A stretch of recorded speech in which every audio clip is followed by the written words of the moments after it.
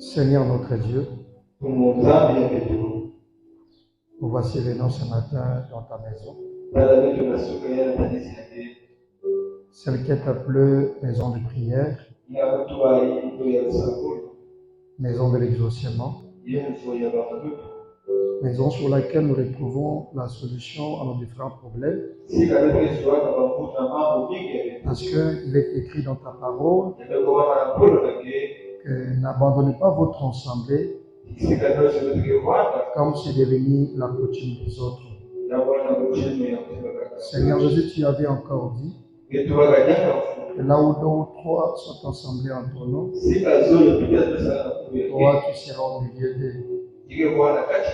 Et s'ils peuvent être des communs accords, vous demandez quelque chose en ton nom à toi, toi tu le feras, afin que le Père soit glorifié dans le Fils. C'est pourquoi, Seigneur notre Dieu, nous demandons que ta présence soit manifestée avec nous. Parce que frère Branham dit, et toi tu es l'invité qui ne manque jamais au rendez-vous. Manifeste-toi encore ce matin, afin qu'on sache que tu es Dieu. Bénis la lecture de la parole, bénis tout ce qui s'y fera, sois au centre de tout, tout pour ta gloire, tout pour ton honneur. Au nom puissant et merveilleux de notre Seigneur Sauveur Jésus-Christ, nous t'avons ainsi prié, demandé avec foi. Amen. Amen. Asseyez-vous un peu. Que Dieu le bénisse. Très heureux de vous retrouver ce matin dans la maison du Seigneur. Parce que je crois certainement que rencontrer ce matin, ça ne dépendait pas de chacun d'entre nous. Parce qu'il y a des gens aussi qui voulaient être là, mais peut-être qu'ils ont été empêchés. Pour eux, ils peuvent appeler ça un empêchement. Mais pour nous, ce qui veut dire que dans le plan de Dieu, Dieu savait qu'en ce jour-ci, d'autres ne devaient pas être ici. Mais toutes choses arrivent toujours selon le plan de Dieu et selon la volonté de Dieu. Alors ce matin, nous allons continuer avec notre même thème qu'on avait commencé il y a la dimanche passé. Et le thème s'intitule comme les sceaux de Pâques. C'est Frère Van qui parle sur ça. Et tout ce que je peux vous demander ce matin, c'est vraiment votre attention. Faites l'effort avec peut-être une heure et quart qu'on aura ici. Vous ne puissiez pas dormir et écouter ce que Dieu a prévu pour toi. Ce matin, je n'amène pas le message de condamnation. Mais j'amène un message quand Frère Branham nous déclare de le déclarer aussi. Frère Branham dit que lorsque nous disons le mot évangile, cela signifie la bonne nouvelle. Et quand on dit la bonne nouvelle, c'est quelque chose qui vient pour faire en sorte que si quelqu'un y traversait certaines choses, s'il avait certaines conceptions humaines, la chose qu'on va lui amener, ça doit être quelque chose qui viendra pour les soulager, alléger son fardeau. C'est pourquoi Frère Branham dit quand Christ il dit que personne ne peut venir dans sa présence et repartir dans sa maison telle qu'elle était venue. Donc cela veut dire, à chaque fois que nous venons à la présence de Dieu, il y a toujours des choses si spéciales qui se passent. Et Branham dit, si nous étions entrés avec des fardeaux, Dieu nous avait promis de nous décharger. C'est pourquoi quand vous venez à l'église, ayez toujours avec vous une très bonne attitude. Et nous devrions aussi éviter des va-et-vient. Parce que Frère Branham me dit, lorsque le Saint-Esprit est descendu, c'est un esprit qui est timide. Le Saint-Esprit ne supporte pas des mouvements dans la salle. C'est pourquoi des fois, Frère Branham, quand c'était arrivé pour faire le discernement, il demandait à l'auditoire un respect total. Et il disait aux gens, vous devez rester avec des manières qu'il faut. Ne bougez pas parce que chaque mouvement que vous faites là-bas, je le ressens ici chez moi. Et cela est en train d'attrister l'être qui est en moi. C'est pourquoi quand nous voulons écouter la parole de Dieu, ayons avec de très bonnes attitudes. Et Frère Branham me dit, ce n'est pas aussi bien que quand tu viens à l'église et que toi tu es à l'église, mais ton cœur est à l'extérieur. Ce n'est pas bien. C'est comme quelqu'un qui a quitté l'Égypte dans le corps, dans la chair, mais son cœur est resté toujours à l'Égypte.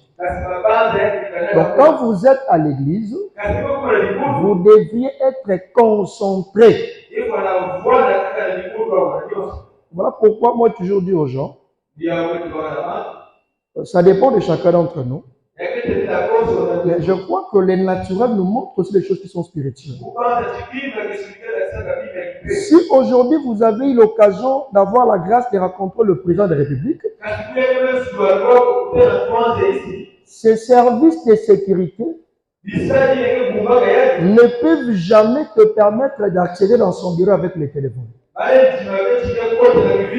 Et ils seront obligés de vous fouiller, de voir si vous êtes en train de cacher certaines choses. Parce qu'ils doivent veiller à la sécurité de leur maître, qui est le président de la République. Et si les hommes de ce monde, ils peuvent avoir certaines manières pour s'approcher auprès du président de la République, qui est un homme comme vous et moi, et ils demandent aux gens qui viennent le voir d'avoir une bonne attitude. Bon, à combien plus forte raison, vous et moi, lorsque nous venons dans la présence de Dieu, c'est pourquoi pour respecter votre Dieu, lorsque vous affranchissez ces portes de l'église, vous devez éteindre votre téléphone. C'est-à-dire pour ne pas être dérangé, ton esprit doit être focalisé dans ce que tu es venu entendre ça. Aujourd'hui, c'est tellement étonnant que tu verras les gens sont en train d'utiliser WhatsApp même au sein de l'église. C'est-à-dire que les sacrés n'existent plus. Quelqu'un, il est à l'église et le voilà en train de manipuler son téléphone. Non pas peut-être pour voir la Bible. Parce que ça peut aussi arriver. C'est pas aussi, dans un autre sens, c'est pas aussi mauvais. Que des fois tu avais oublié ta Bible à la maison et qu'on dit lisons la Bible, rien n'empêche que tu puisses aussi prendre ton téléphone et utiliser cela comme la Bible. Parce que la preuve aujourd'hui avec la technologie, et Branham me dit que l'évangile aussi avance avec la civilisation. C'est-à-dire, avec le téléphone aujourd'hui, nous avons la capacité aussi de lire la parole de Dieu. Mais vous devriez mettre, parce que les Français, ils ont tout prévu. L'homme blanc, il a tout prévu. C'est-à-dire, il y a même ce qu'on appelle mode avion dans les téléphones. Si tu ne peux pas peut-être éteindre ton téléphone, mettez ça sur mode avion. Parce que tu ne dois pas être dérangé. Tu es censé être concentré devant Dieu. Parce que ce sont des choses que nous les faisons devant les hommes de ce monde. Et nous aussi, devant Dieu, nous devons plutôt avoir une attitude qui dépasse même les hommes de ce monde.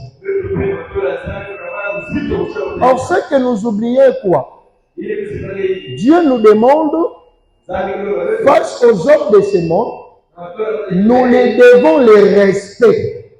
On ne doit pas avoir peur d'eux, mais on les respecte. Mais pour la crainte, nous devons plutôt avoir la crainte de Dieu. C'est pourquoi quand vous entrez ici, vous devriez avoir une très bonne manière, une attitude qu'il faut pour que nous puissions être concentrés dans la présence de Dieu. Alors pour le respect de la parole, pour commencer notre prédication, levons-nous pour lire la parole de Dieu. Nous ouvrons dans le livre de Matthieu chapitre 28. Nous commençons le verset 1er jusqu'au verset 10. Il est écrit, après le sabbat,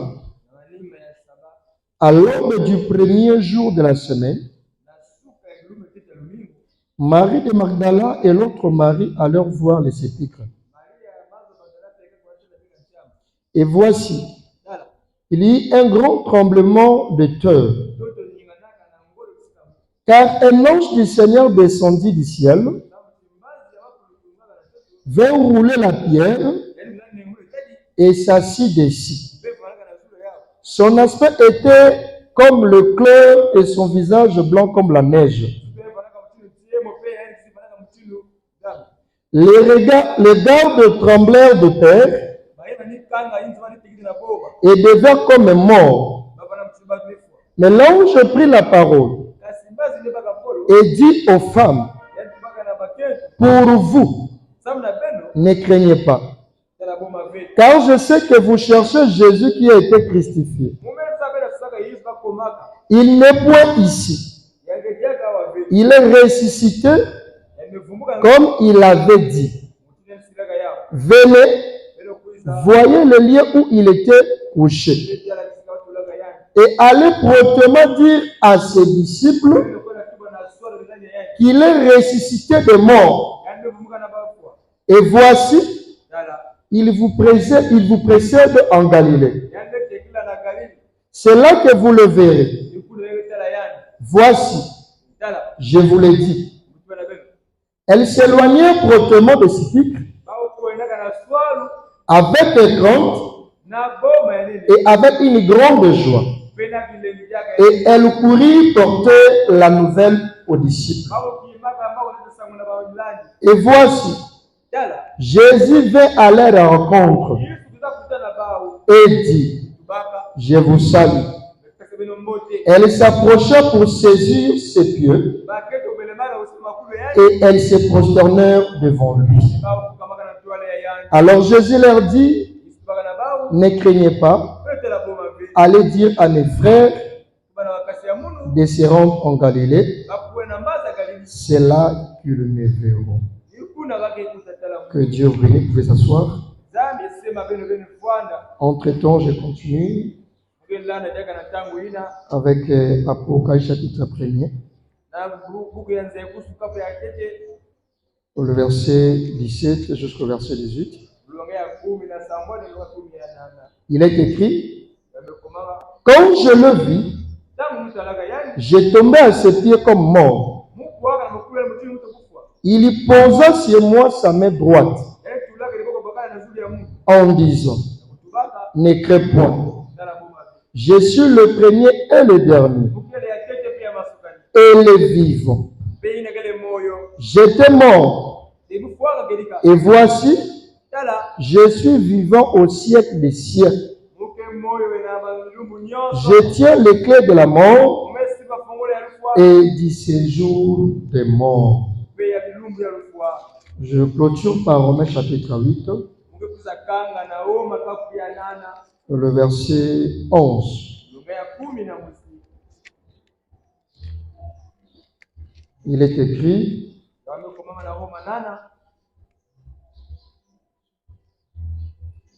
et si l'esprit de celui qui a ressuscité Jésus d'entre les morts habite en vous, celui qui a ressuscité Christ d'entre les morts rendra aussi la vie à vos corps mortels par son esprit qui habite en vous. Alors, encore une fois, que Dieu vous bénisse sur le chemin.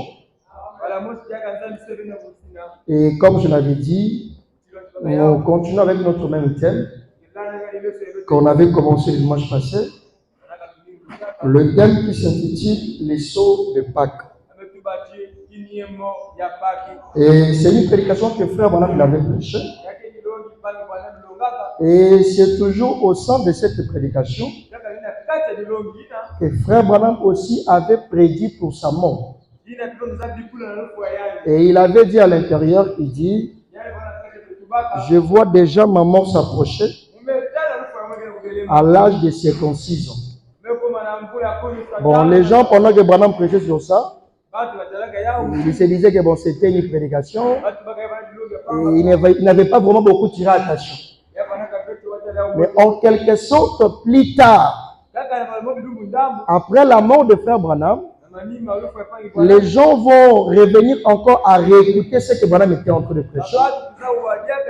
Et c'est là qu'ils vont comprendre que Frère Branham étant l'aigle de l'âge que nous vivons, lui étant le prophète de Dieu, il avait aussi déjà vu sa fin qui s'approchait. Et il avait dit, je vois déjà ma fin à l'âge de 56 ans. Et c'est dans cette prédication des sceaux de Pâques que Branham nous décortique tout ce qui s'agit comme la résurrection de Jésus-Christ.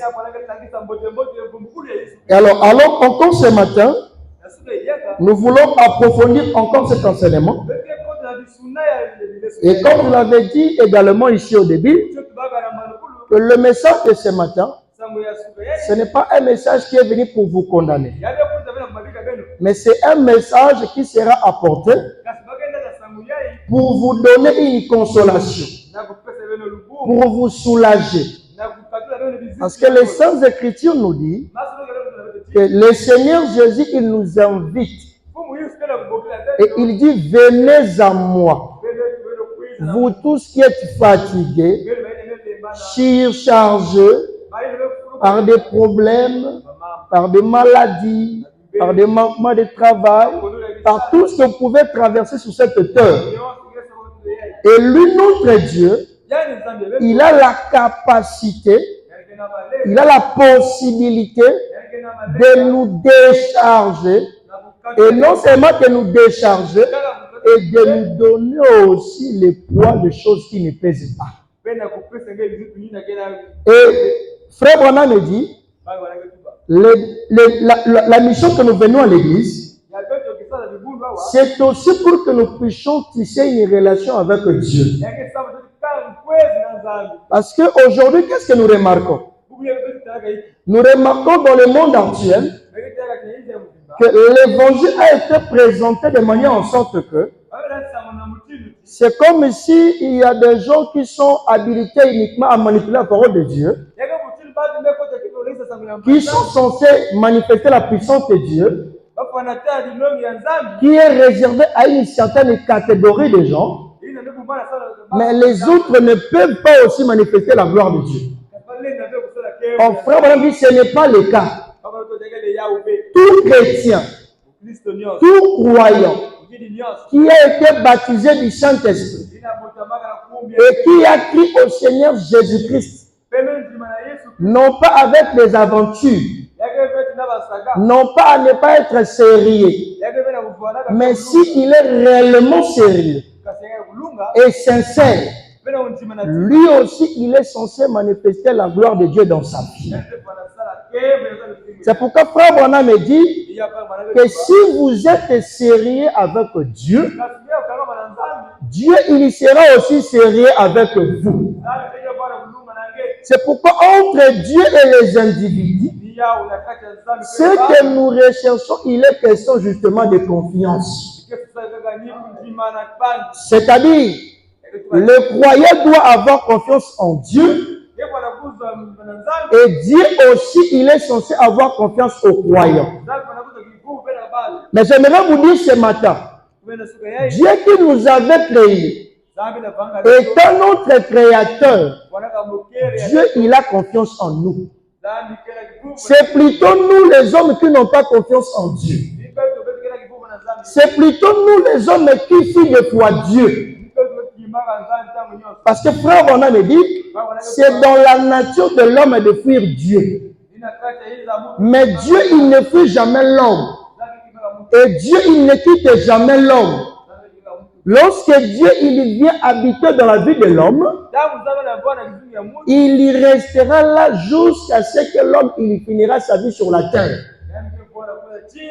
Et même quand tu vas quitter ce monde, même dans l'éternité, Dieu sera toujours avec lui. Voilà pourquoi il est question maintenant à toi, le croyant, d'avoir confiance à votre Dieu. Frère Bona me dit, Judas, il était aussi un croyant. Mais ce qui était étonnant, mais ce qui était malheureux, est que Judas n'était pas un croyant authentique. Frère Bona me dit, Judas n'était pas sincère avec lui-même. Et Judas ne croyait pas en Jésus. Et frère Bona me dit, Judas, il n'avait pas la foi authentique. Mais Judas, il avait la foi qu'on appelle la foi artificielle. Ce n'était pas une foi qui croyait en Jésus. Mais frère Bona me dit, Judas pensait que Jésus était le Fils de Dieu. Oh, il n'était pas question de penser que Jésus était le Fils de Dieu. Mais il était question de croire que Jésus était le Fils de Dieu. Et frère Bona me dit, il y a des gens qui ont la foi artificielle. Donc, une foi qui est la foi intellectuelle, la foi de pensée. Et c'est la chose qui a détruit Judas. Frère Bona me dit, Judas ne croyait pas que Jésus était un fils de Dieu. Mais lui, il y pensait plutôt que Jésus était un fils de Dieu. C'est pourquoi ce matin, j'aimerais aussi toi te dire que lorsque Dieu vous invite, vous ne devriez pas avoir avec vous une foi artificielle. Mais vous devriez plutôt croire Dieu à toutes choses. Vous devez le croire de tout votre cœur. Vous devez le croire de toute votre âme. Parce que c'est de cette seule manière-là que tu verras les promesses de Dieu s'accomplir dans votre vie. Ce matin, ce que Dieu est en train de rechercher en vous, ce n'est pas une foi artificielle, mais c'est une foi qui est censée croire en lui. Et frère Bona me dit, cette foi, ce n'est pas une foi qui se trouve ici dans le cerveau, mais c'est une foi qui est censée venir de votre âme.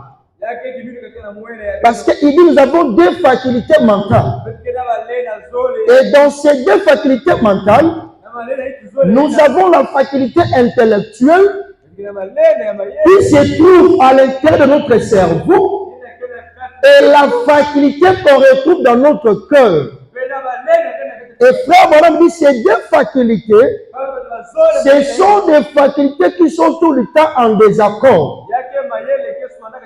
C'est pourquoi des fois vous verrez, lorsque vous sentez au fond de toi que tu veux faire quelque chose qui est de la parole de Dieu, quelque chose que Dieu vous a inspiré, mais vous allez aussi sentir que dans votre cerveau, dans tes pensées te disent que ça ne réussira pas.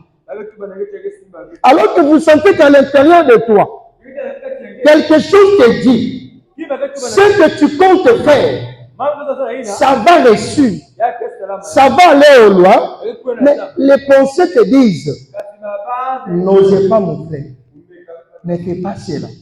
Et frère Bona me dit, voilà les deux manières, les deux sortes de facultés mentales que Dieu il a placées dans l'être humain. Et Branham me dit, la foi aussi artificielle, C'est la foi qui opère avec la faculté intellectuelle. C'est pourquoi nous, ce matin, nous ne devrions pas avoir la faculté intellectuelle, mais nous devrions avoir la faculté du cœur. Et cette faculté du cœur, frère Branham me dit, c'est là où le cœur, là aussi se trouve. Et c'est là où le véritable foi authentique, elle est censée venir. C'est pourquoi des fois, tu ne peux pas comprendre les choses. Mais lorsqu'on vous lit les Écritures de Dieu, et que vous écoutez que c'est Dieu qui a parlé dans sa parole, même si tu n'as pas compris avec votre tête, ne résistez pas à cela. Dis simplement Amen à ce que toi tu as entendu. Parce que les Saintes Écritures nous disent, la foi vient de ce qu'on entend. Non pas à ce qu'on comprend, mais la foi vient de ce qu'on entend. Et si ce que vous entendez, ça vient dans la parole de Dieu, vous ne devez pas douter à cela. Vous devez l'accepter. Et lorsque vous recevez une inspiration, je vous ai toujours dit, et que cette inspiration, elle n'est pas contraire avec la parole de Dieu. Vous vérifiez l'inspiration que Dieu vous inspire, et vous la comparez avec les Saintes Écritures. Et si c'est une inspiration qui est conforme avec la parole de Dieu, ne résistez plus. Vous devez aller de l'avant. Les hommes peuvent aussi venir s'opposer à vous en se disant que ce que tu as réussi, ça ne marchera pas, ça ne va pas aboutir. Mais comme toi tu es convaincu, comme ça vient de mon cœur, comme ça vient dans mon âme, c'est Dieu qui m'a inspiré, alors je ne peux pas écouter les hommes à la place de Dieu. Beaucoup nous échouons, beaucoup nous faillissons, parce qu'on avait beaucoup écouté les hommes à la place d'écouter Dieu. Et Dieu, il est la parole. C'est pourquoi Judas aussi, lui par qui était venu de l'enfer. Parce que frère Branham me dit, Judas était venu de l'enfer. Il était le fils de la perdition. Et que signifie la perdition? La perdition vient de l'enfer. Et Judas aussi était venu de l'enfer avec une mission précise. Et quelle était sa mission? Sa mission était de vendre le Fils de Dieu, afin qu'il puisse accomplir la parole de Dieu. C'est pourquoi Dieu permet certaines circonstances de vous arriver. Dieu permet certaines rencontres que vous puissiez avoir dans votre chemin, afin que ça puisse aussi vous pousser dans la présence de Dieu. Afin que Dieu puisse accomplir ce qu'il avait déjà programmé pour votre vie. C'est pourquoi, comme j'avais dit autrefois, que tout ce qui nous arrive, lorsque vous rencontrez des difficultés, des situations si compliquées, ne dites pas toujours que ça vient de Satan, non. Dieu, il lui permet certaines situations de vous arriver. Peut-être il voit que tu étais en train de la prière. Et il a occasionné une maladie, puisse vous attraper, puisse vous atteindre, pour que cette maladie puisse nous amener encore dans la profondeur de Dieu. C'est-à-dire, Dieu, il évolue avec nous de manière où sur laquelle chacun d'entre nous est en train de prendre aussi Dieu. C'est pourquoi Frère Branham me dit, pour les disciples, quand Jésus est ressuscité, pour eux, ils étaient désespérés. La preuve est que chacun était rentré dans ce qu'il faisait avant de rencontrer Jésus. Pierre, qui était un pécheur expérimenté, il était reparti encore à faire la pêche. Chacun était rentré à faire ce qu'il faisait auparavant. Mais il a fallu que le Seigneur Jésus-Christ puisse le suivre encore pour la seconde fois. C'est pourquoi Frère Branham me dit, nous venons à l'église, non pas pour se rencontrer les uns les autres. Venir à l'église, c'est bien. Mais Frère Branham me dit, nous devions aller au-delà de venir à l'église. Et au-delà de venir à l'église, c'est quoi? C'est tisser une relation personnelle avec votre Dieu. C'est-à-dire avoir aussi une foi en toi. Et tel que je suis ici, je peux aussi dire un mot. Et ce que j'ai dit, ça va aussi s'accomplir. Avoir une confiance en toi. Que tout ce qui était en Dieu, parce que je suis son fils, parce que j'ai été baptisé du Saint-Esprit, maintenant moi aussi je peux dire un mot. Et la chose aussi va s'accomplir. On va lire Frère Branham. Frère Branham nous explique pourquoi nous venons à l'église.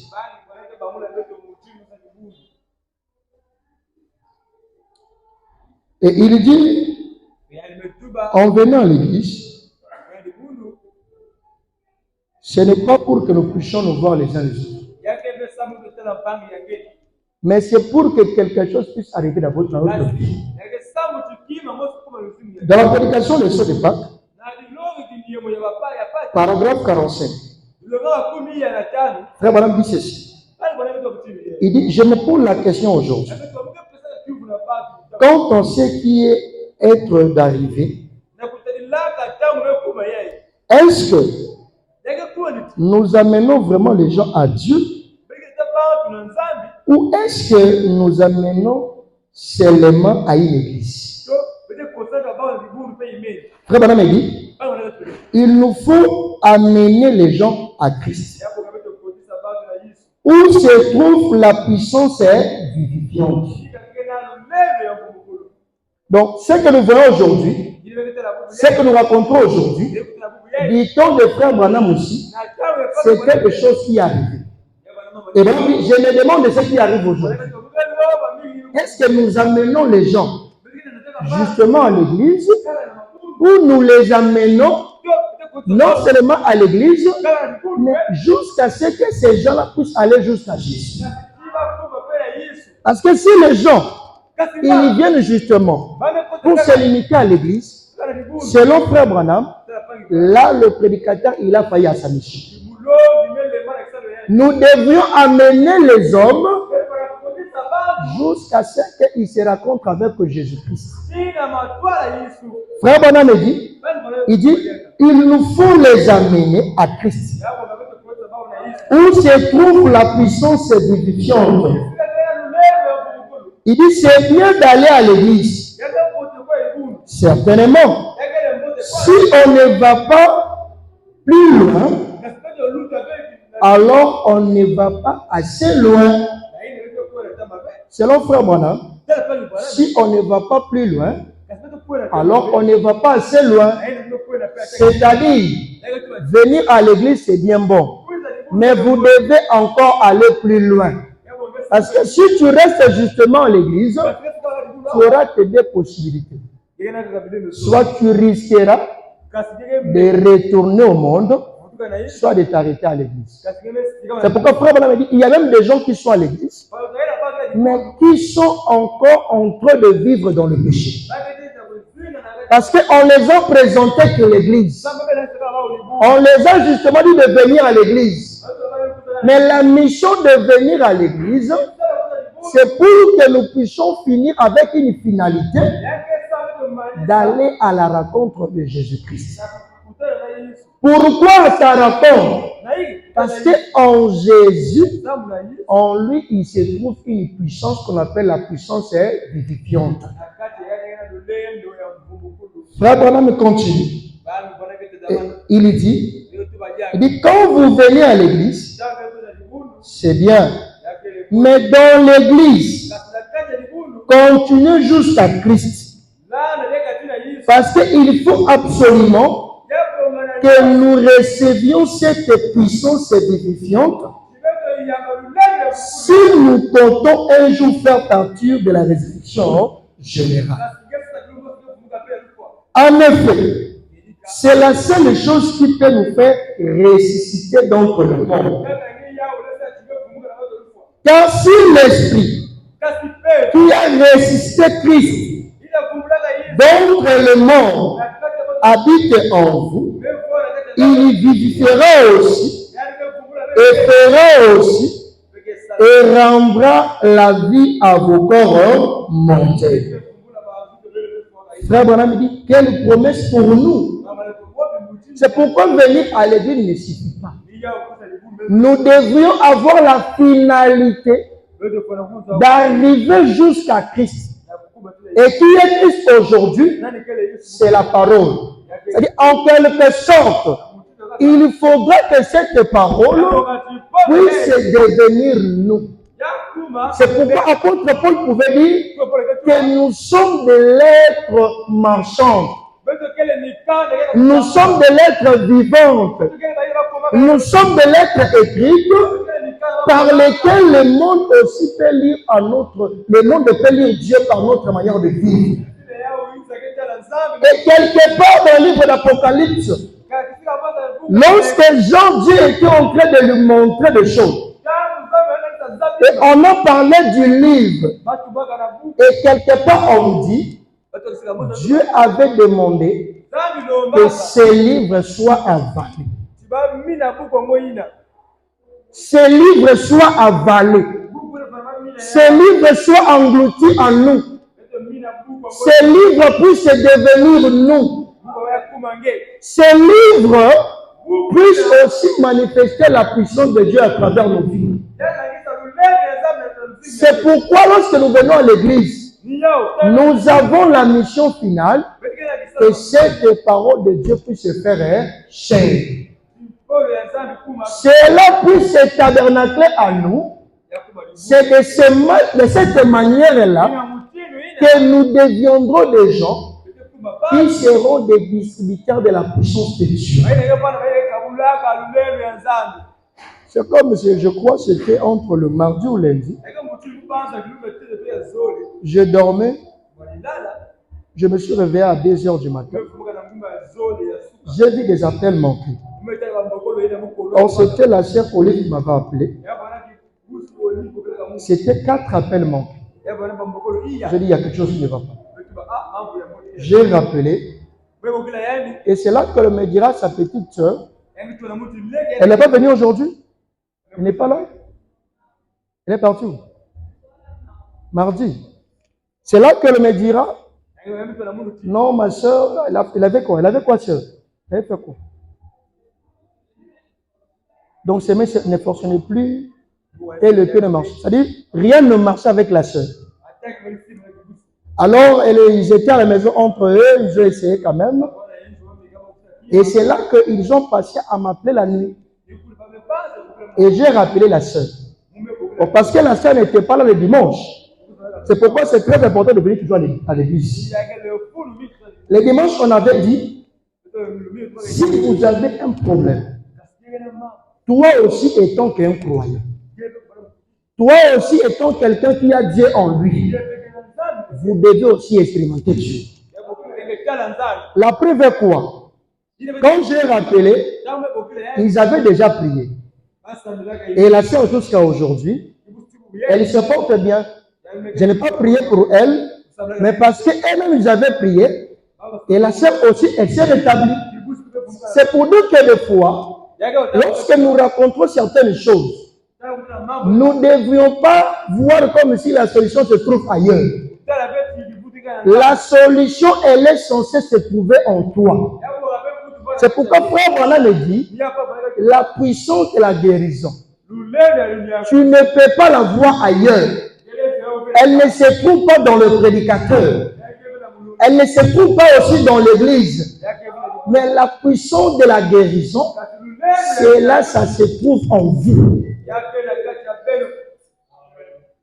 C'est pourquoi l'évangile qu'on a reçu, cet évangile a pour mission de rendre les gens autonomes. Rendre les gens indépendants. Parce que des fois, les choses que nous disons ici, vous voyez ça comme des aventures. Et parce que des fois, tu n'as pas été rencontré par des mauvais esprits. Hein. Mais un jour, tu le comprendras. Que les enseignements qu'on est en train de donner ici maintenant, que ça vous sera utile. C'est pourquoi quand on prêche, il faut suivre avec beaucoup d'attention.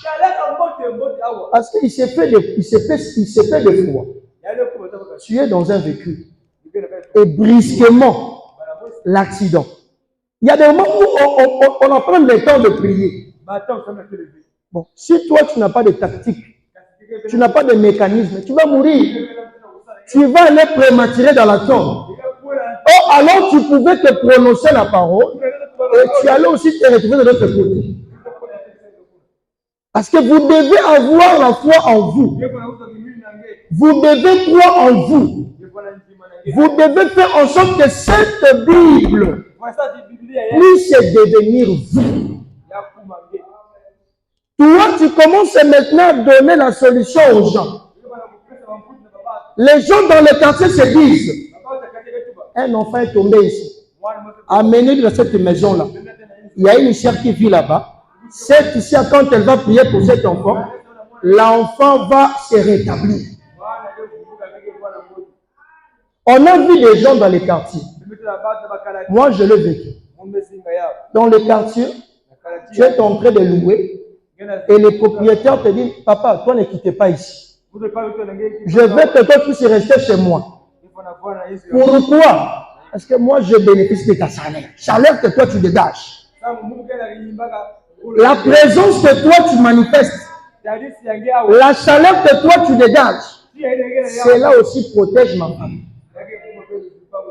Nous devions arriver là. À tel point que votre habit, le diable ne peut pas blaguer avec ça. Oh non, on a tué quelqu'un parce qu'on avait pris son habit et on a fait du mal à lui. Mes frères, mais là tu ne te connais pas. Tu es encore ignorant. Tel que vous êtes là, même le téléphone que tu utilises, parce que cela a été touché par tes mains, ce téléphone aussi c'est un puissant. Ayez développé cette foi-là, que même par mes habits que je parle, même si je ne suis pas là, mais je sais qu'il y a une force et puissance qui me protège. Et si les puissances démoniaques osent venir toucher à mes habits, ils vont reconnaître de qui moi je suis. Frère Monet me dit, ce message est venu pour nous rendre des personnes mystérieuses. Ce message est venu pour nous rendre des personnes mystiques. Et pour le devenir, vous devriez avoir quelque chose en vous. Et cette chose, c'est la parole de Dieu. Vous devez avaler ce livre. Vous devez avaler la parole de Dieu. Vous êtes maintenant une personne vivante, mais à lui, c'est un distributeur de la grandeur de Dieu. Distributeur de la puissance, distributeur de la grandeur de Dieu, distributeur de l'amour de Dieu, distributeur de la paix de Dieu, distributeur de merveilleuses choses dans votre vie. Quelqu'un qui ne perdra pas sa joie. Peu importe tout ce qui va t'arriver, vous ne devez jamais perdre votre joie. Parce qu'il y a des choses qui lui fait. Il y a d'autres choses qui nous fragilisent. C'est quoi? Lorsque nous deviendrons tellement inquiets, avec des soucis, Frère Branham me dit, notre âme aussi, ça se redresse. Ça maigrit. Et nous deviendrons impuissants. Et vous voyez que tellement que tu as des problèmes, tu n'auras pas aussi le temps de prier. Parce que tu dis, bon, si je prie avec telle condition. Alors que Frère Branham me dit, Il n'y a pas de mauvais moment pour la prière. Tout moment est favorable pour la prière. C'est pourquoi David, quand tu l'as fait le péché, frère Branham me dit, David n'avait pas demandé à Dieu, rends-moi mon salut. Non. Il n'a pas demandé cela. Il n'a pas demandé cela. Parce qu'il savait que, malgré tout ce qu'il avait fait, le salut était toujours avec lui. Mais il a plutôt demandé à Dieu de lui rendre sa joie. Parce que le salut aussi est accompagné par une joie. C'est pourquoi frère Branham me dit, lorsqu'il y a une présence qui est venue dans la salle, pendant que je suis en train de parler avec vous, des fois cette présence m'ira joyeuse. M'ira comme si quelqu'un qui n'a plus le contrôle sur lui. Et ce que je vous parle, ce sont des gens qui méditent beaucoup, qui peuvent comprendre ça. Des fois, tu verras quelqu'un est en train de méditer. Il est seul dans la maison. Alors qu'il médite, des fois, il commence à rigoler que lui seul. Les gens ne comprennent pas. Toi, tu rigoles quoi? On regarde de gauche à droite, on ne voit rien.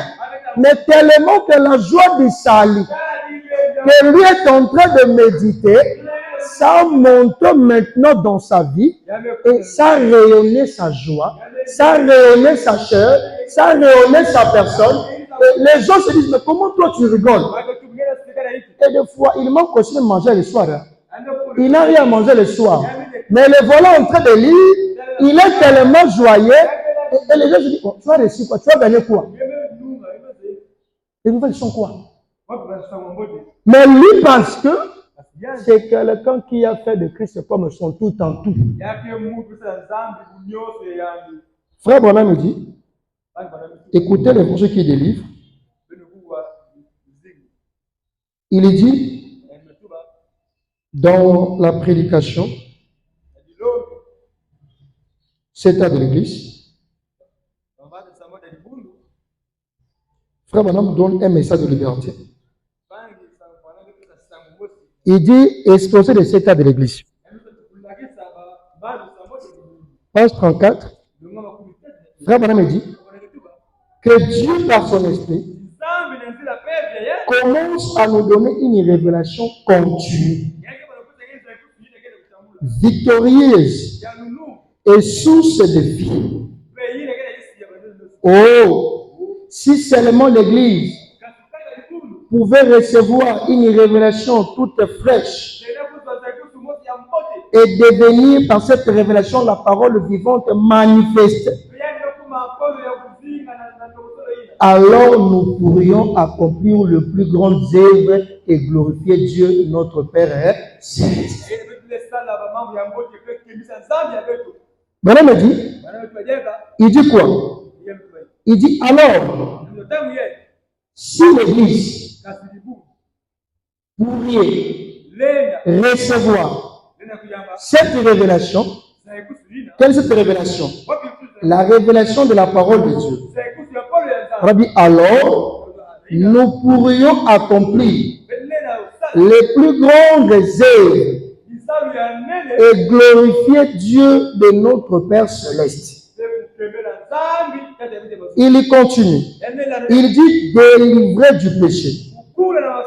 Il prend Apocalypse chapitre 1er, le verset 5. Il est écrit à celui qui nous aime, qui nous a lavés de nos péchés par son sang.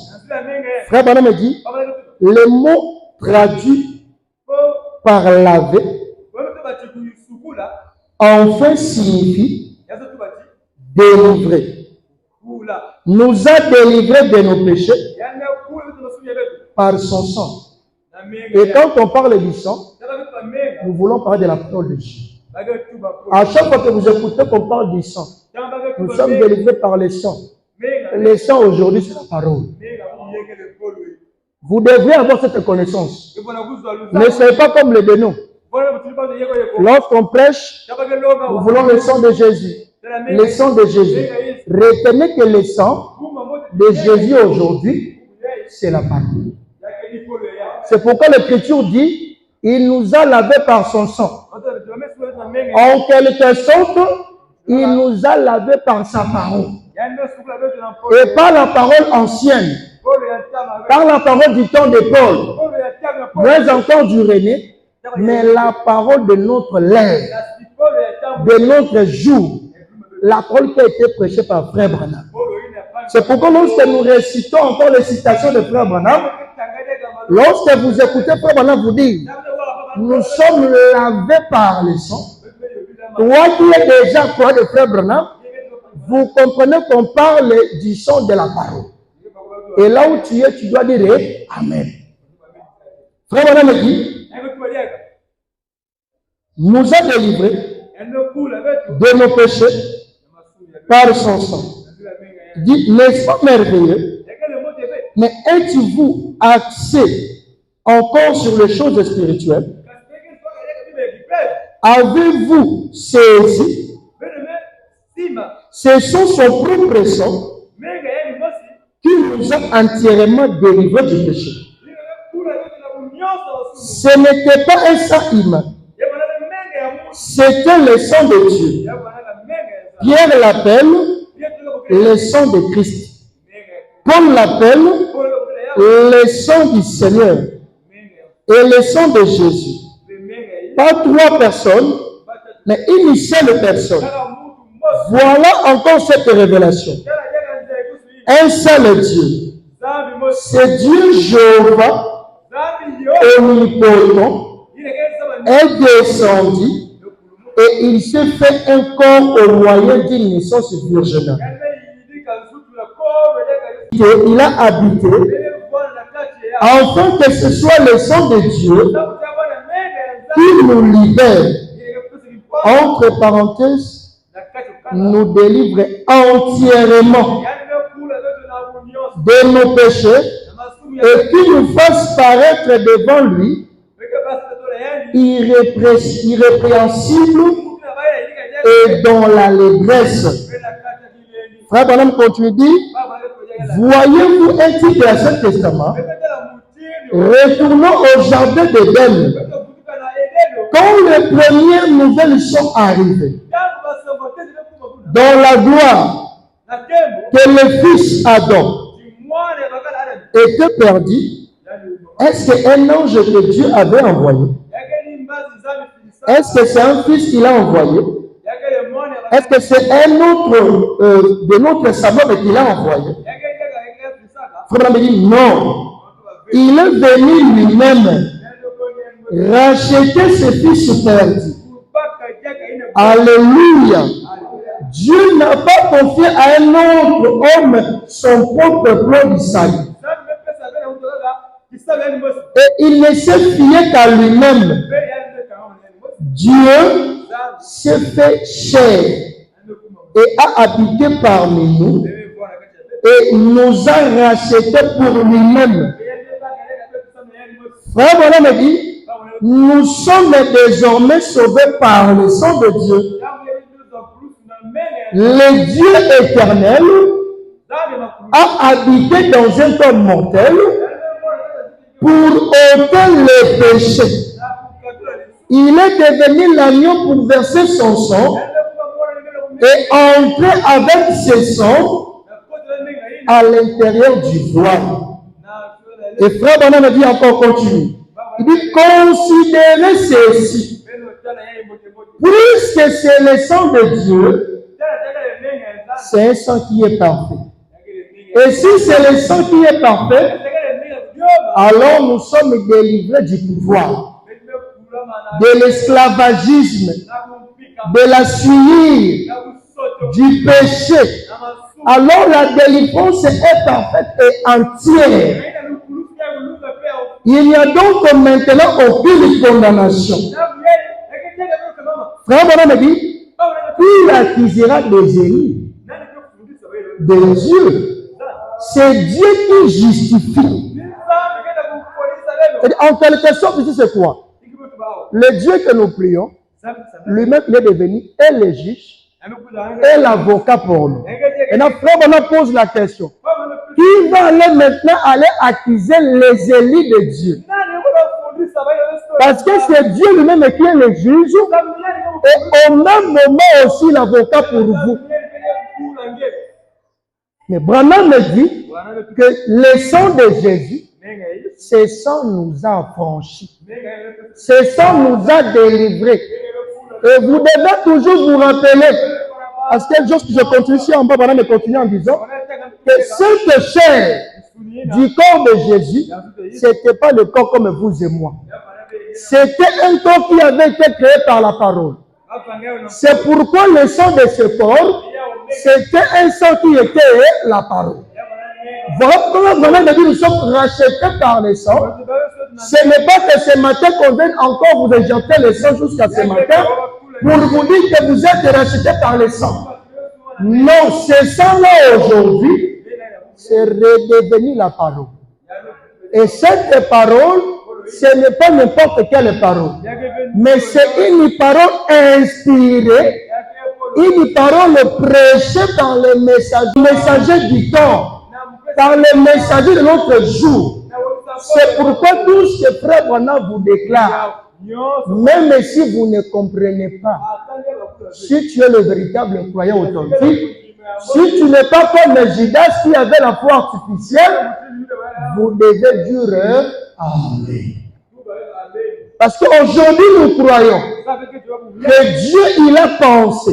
Frère Branham a parlé et nous disons Amen.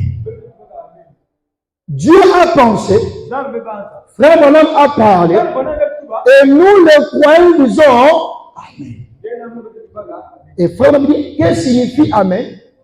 Amen veut justement dire que cela puisse m'arriver de la manière que tu as dit.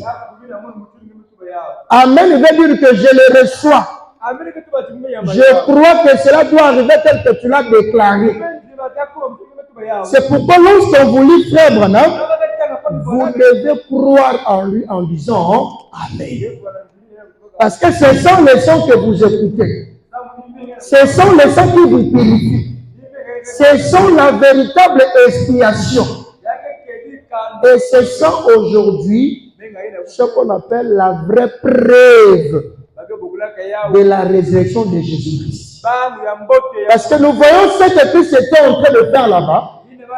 Nous le voyons encore aujourd'hui révéler la parole.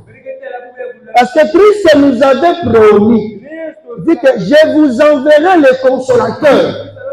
Et lorsque lui, il viendra, celui-ci vous enseignera toutes les vérités de Dieu. Et ces vérités-là, elles ne sont pas déclarées par un prédicateur. Elles ne sont pas déclarées par un homme. Mais les vérités de Dieu, aujourd'hui, nous ont été déclarées par Frère Branham. C'est pourquoi nous croyons que Frère Branham me parle. Parce que tout doit commencer là. Et Branham me dit que ces sons-là, c'était les sons qui étaient d'abord au commencement de la parole. Et lorsque la parole a été prononcée, cette parole a créé une chair. Et c'est de cette chair-là que maintenant on trouvera les sons. Frère Branham continue. Il dit, qui accusera les élus de Dieu? C'est Dieu qui nous justifie, qui déclare que nous sommes justes. Qui les condamnera?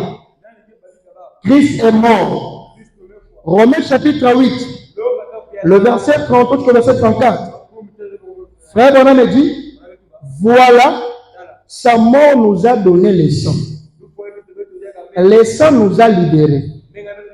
Il n'y a maintenant aucune condamnation. Comment pourrait-il y en avoir? Il n'y a pas de motif de condamnation. Parce que le sang nous a délivrés du péché. Nous sommes libres, non coupables. Frère Branham me dit, n'écoutez pas les hommes, écoutez la parole. Vous êtes délivrés par les sons. Et il dit maintenant, Ne vous laissez pas de nouveau lier par les traditions, par les credos et les organisations. Ne vous laissez pas détourner en écoutant ce qui nie la puissance de la parole. Et qui nie que Jésus nous sauve. Des gens qui ne croient pas à la guérison. Que Jésus sauve. Que Jésus guérit. Que Jésus remplit du Saint-Esprit et de puissance. Frère Branham dit, ne croyez pas à ces gens-là. Vous êtes les hommes libres de Dieu. Libérés par son propre sang.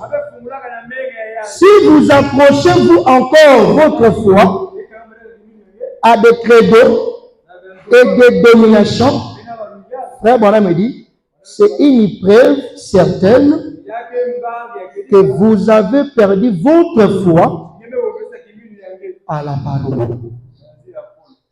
Donc Dieu nous a délivrés. Frère Branham me dit, n'allez pas encore vous lier au credo. N'allez pas encore vous lier aux traditions par les chants de coutume.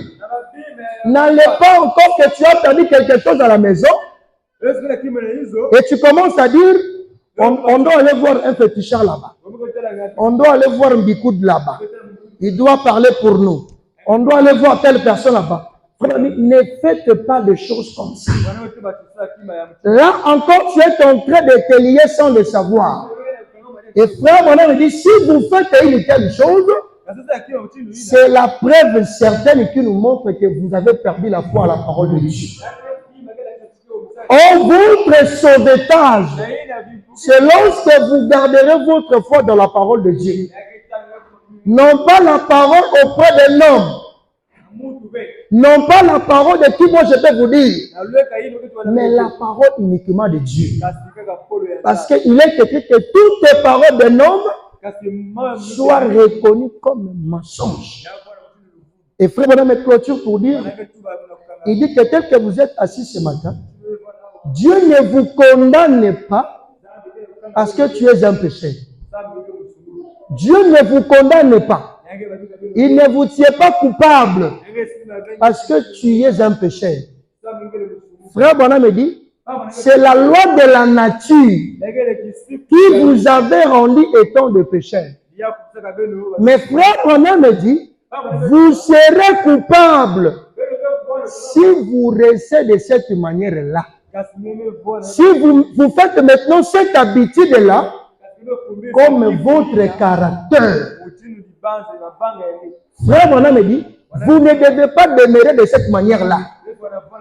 Vous devez toujours abandonner tout ce qui est contre la parole de Dieu. Lisons cela. Ça va beaucoup nous aider. Frère Branham, Dieu ne vous rend pas coupable parce que vous avez volé, parce que vous avez menti. Il ne fait pas ça. Mais il va vous rendre coupable parce que vous n'arrivez pas à abandonner la chose d'une manière qu'il faut. Dans la prédication, qu'est-ce que vous allez voir? Qu'est-ce que vous allez voir? Prêché le 1er octobre 1959.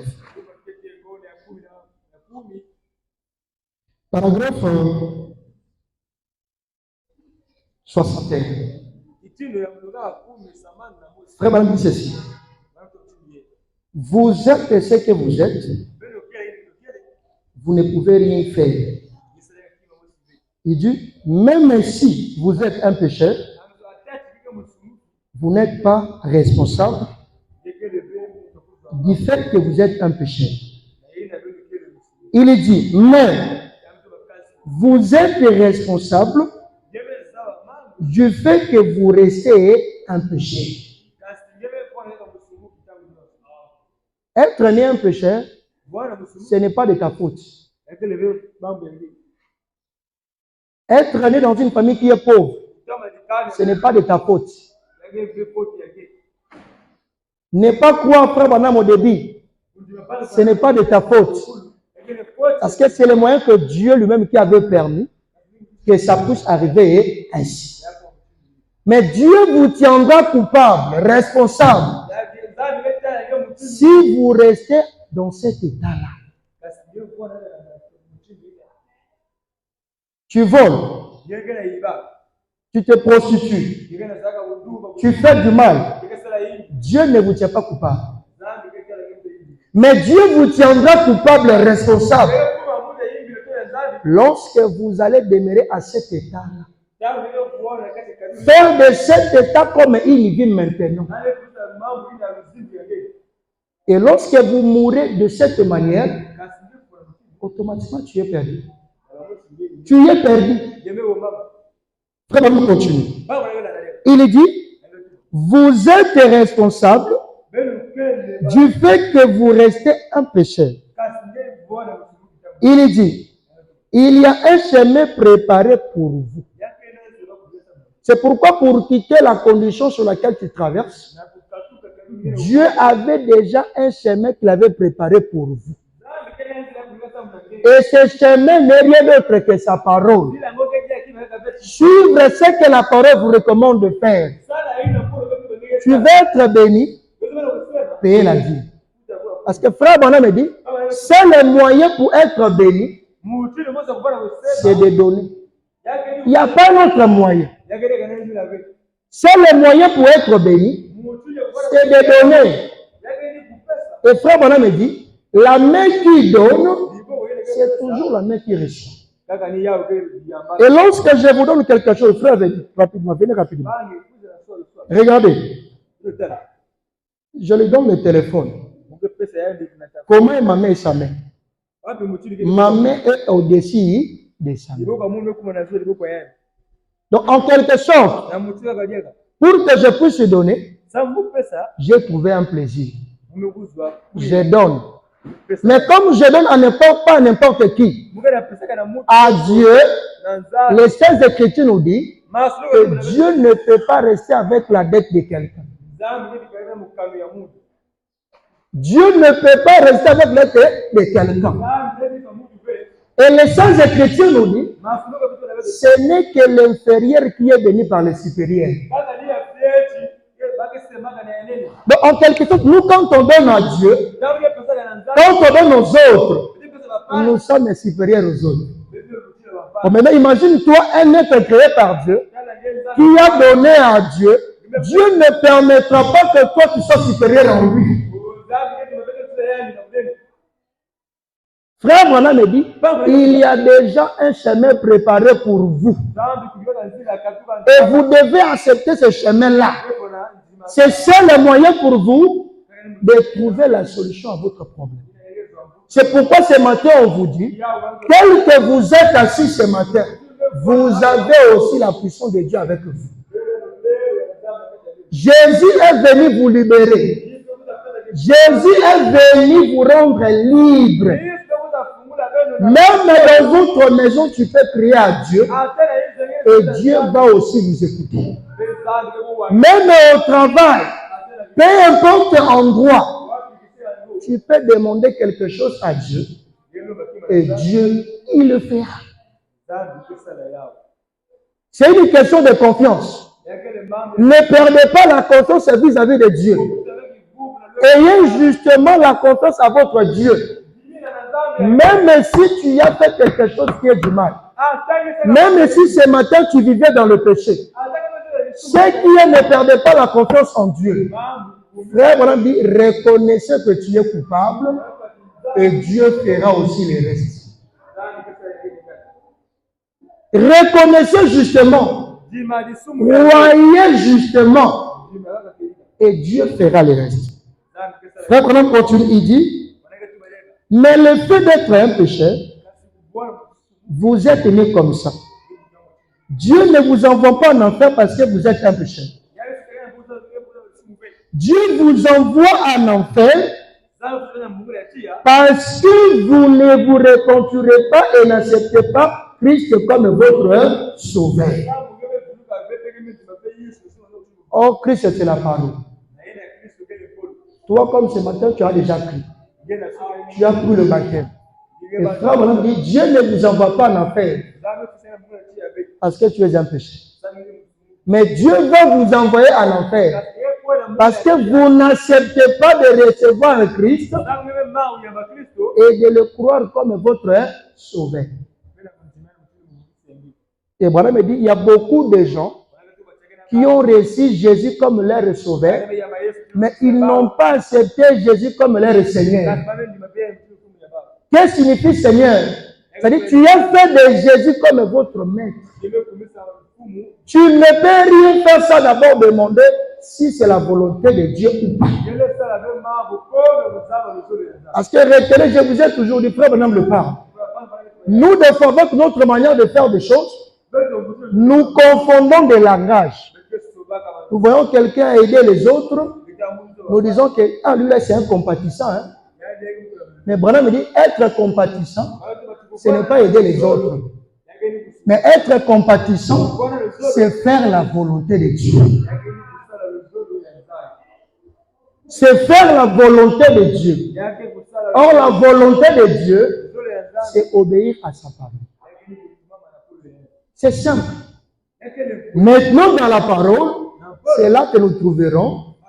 Dieu vous dit, soutenez-vous les uns les autres. Mais nous, des fois, nous confondons des choses. Nous voyons quelqu'un faire aider les